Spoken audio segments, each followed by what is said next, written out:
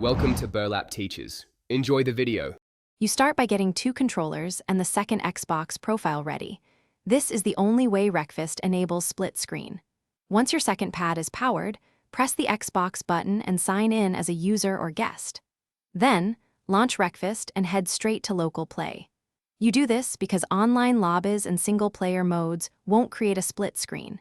Make sure both controllers respond in the system dashboard before proceeding to character and car selection. Once in local play, pick a mode that supports 2 players, race, demolition, or derby, because some modes don't. Press on the second controller to join. You'll see player slots populate as you assign the profile. Then choose each driver's car and cosmetics. Adjust track, laps, and difficulty to match skill and performance. You do this now so both players start with correct loadouts. After selections are locked, confirm the match and prepare for the loading sequence that initializes split-screen rendering. Now you finalize and start the match. Make sure both controllers show activity and press start to load the race. Wreckfest will automatically split the display.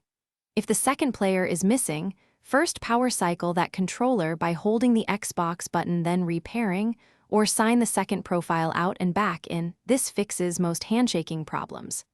If problems persist, try a wired USB connection or open the Xbox Accessories app to verify controller firmware.